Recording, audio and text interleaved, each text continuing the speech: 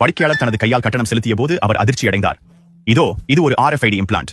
தோலின் கீழ் செலுத்தப்படுகிறது. அது அங்கே இருந்தவுடன் நீங்கள் கட்டணங்களை செலுத்தலாம், கதவுகளை திறக்கலாம், உங்கள் கார் பூட்டுகளை திறக்கலாம். Just like a contactless card. Magic. இப்போ கார்டு போய் சிப்பு பதிச்சுட்டா போதும். பைபிள் அன்னைக்கு இருக்கு, 2000 வருஷத்துக்கு முன்னாலே அந்த எழுதி வச்சுட்டா. இதுதான் கடைசி காலம்.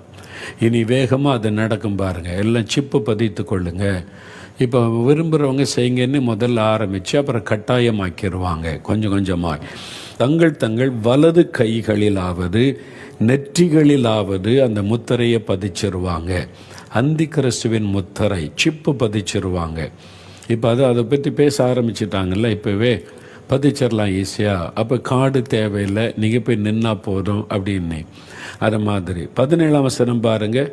அந்த மிருகத்தின் முத்திரையாவது அதன் நாமத்தையாவது அதன் நாமத்தின் இலக்கத்தையாவது, ஒரு எண், ஒரு நம்பர் தரித்து கொள்ளுகிறவனை தவிர வேறு ஒருவனும் கொள்ளவும் விற்கவும் கூடாதபடிக்கு செய்தது.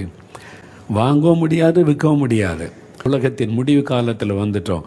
இந்த முத்திரையை பதித்திருந்தால் தான் வாங்க முடியும், விற்க முடியும். இல்லைன்னா கடையில் ஒரு ஜாமான் கூட வாங்க முடியாது. நீங்கள் அது இல்லாமல் வாங்க முடியாது. இப்போ அது ஒன்றுன்னா இணைக்கிறாங்க. பேங்கு காரியம் எல்லாத்திலும் இணைச்சி ஒரே ஒரு சிப்பு கொண்டு வந்துடுவாங்க. அது இல்லாமல் நீங்கள் வாங்க முடியாது, விற்க முடியாது, ட்ராவல் பண்ண முடியாது. அப்போ நீங்கள் எங்கே போகிறீங்க, என்ன செய்கிறீங்க, எல்லாத்தையுமே ஒரு ஆள் உட்காந்து கண்காணிச்சிருவான்.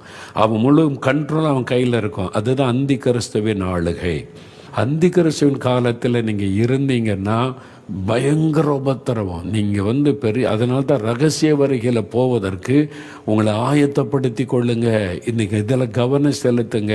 இப்போ இதெல்லாம் வச்சு என்னன்னா, நீங்கள் அவருடைய வருகைக்கு ஆயத்தப்படணும். இனிமேல் நம்முடைய சிந்தனை எல்லாமே ஆண்டோடைய வருகை சமீபம் ஆயத்தப்படணும். உங்களுடைய குடும்பத்தை ஆயத்தப்படுத்தணும், பிள்ளைகளை ஆயத்தப்படுத்தணும். ஆண்டோடைய வருகை சமீபம், நம்ம ஆயத்தமாகணும்னு எல்லாரையும் ஆயத்தப்படுத்தணும். சபைகளில் இதை முக்கியத்துவப்படுத்தி பிரசங்கம் பண்ணணும். வருகை பற்றி செய்திகள் சொல்லப்பட்டு மக்களை ஆயத்தப்படுத்த வேண்டிய ஒரு காலத்தில் நாம் வந்திருக்கிறோம்.